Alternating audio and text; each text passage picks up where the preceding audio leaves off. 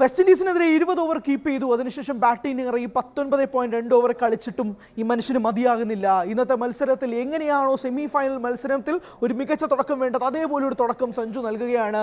52 of 26 balls, അതിൽ last പന്ത് 26ാമത്തെ പന്ത് അടിച്ചത് അതിഗംഭീരമായ 6, അതും എക്സ്ട്രാ കവേഴ്സിലൂടെ സെക്കൻഡ് ടീറിൽ അടിക്കുക എന്നൊക്കെ പറഞ്ഞു കഴിഞ്ഞാൽ അത് വേറെ ലീഗാണ്. അത് ക്രിക്കറ്റ് കളിക്കുന്നവർക്ക് സ്വാഭാവികമായിട്ടും മനസ്സിലാവും.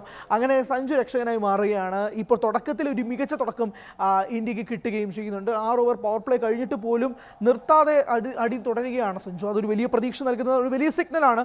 BCCIക്കും സെലക്ടേഴ്സിനും കൊടുക്കുന്ന ഒരു വലിയ വാർണിംഗ് ആണ്. ഇനി എനിക്ക് മറ്റാർക്കെങ്കിലും പനി വരുമ്പോഴോ വയ്യാണ്ടാവുമ്പോഴോ മാത്രം ടീമിലെടുക്കണ്ട, എനിക്ക് വയ്യാണ്ടാവുന്ന ഒരു സിറ്റുവേഷനിൽ നിങ്ങൾ എനിക്ക് പകരം ഒരു സബ്സ്റ്റിറ്റ്യൂട്ടിനെ നോക്കിക്കോ എന്ന് സഞ്ജു വീണ്ടും കുറിക്കുന്ന വെല്ലുവിളിയാണ്.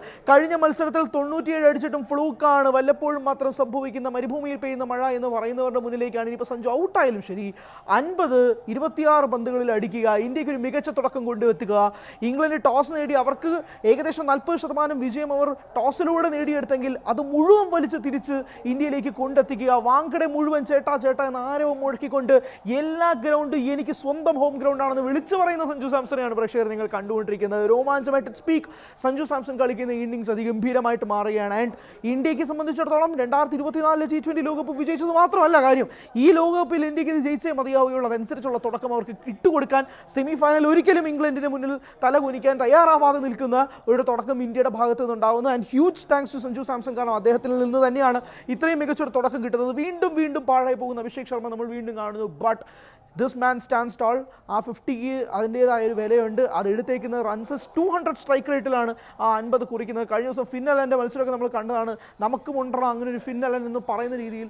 പക്ഷേ എന്നാൽ പോലും ആ രീതിയിൽ തന്നെ സഞ്ജു സ്കോർ ചെയ്യുന്നുണ്ട്. ഇന്ത്യൻ ടീമും അതനുസരിച്ച് മുന്നോട്ട് പോവുകയും ചെയ്യുന്നുണ്ട്. സോ ഇൻഫാക്ട് ഒരു മികച്ച തുടക്കം കിട്ടുന്നുണ്ട്. ഏകദേശം 10 ഓവറൊക്കെ ആകുമ്പോഴേക്ക് 2 വിക്കറ്റുകൾ ഇന്ത്യക്ക് നഷ്ടമാവുന്നുണ്ടെങ്കിൽ പോലും നെവർ മൈൻഡ്, കാരണം വിചാരിച്ചതുപോലെ തന്നെ റൺസ് സ്കോർ ബോർഡിലേക്ക് കയറുന്നുണ്ട്. Get to 230 and post total, ഒരു ഗംഭീരമായ ടോട്ടൽ ചേസ് ചെയ്യാൻ ഇംഗ്ലണ്ടിനെ കൊണ്ട് പ്രേരിപ്പിക്കുക എന്നത് തന്നെയാണ്. കാരണം ബൗൾ ചെയ്യുമ്പോൾ ഇന്ത്യക്ക് കണ്ടീഷൻസ് വളരെ മോശമാവാനുള്ള സാധ്യതയുണ്ട്. ആ ഒരു തുടക്കം അത് മനസ്സിലാക്കിക്കൊണ്ട് കളിക്കാൻ തന്നെയാണ് സഞ്ജു ഇറങ്ങുകയും ചെയ്തത്. ഒരു magical 50. When the team needed the most he rose up എന്ന് തന്നെയാണ് ആ ഇന്നിങ്സിനെ വിശേഷിപ്പിക്കേണ്ടത്. And still continuing to do so. കൂടുതൽ വാർത്തകൾക്ക് News 18 Keralam YouTube channel subscribe ചെയ്യുക.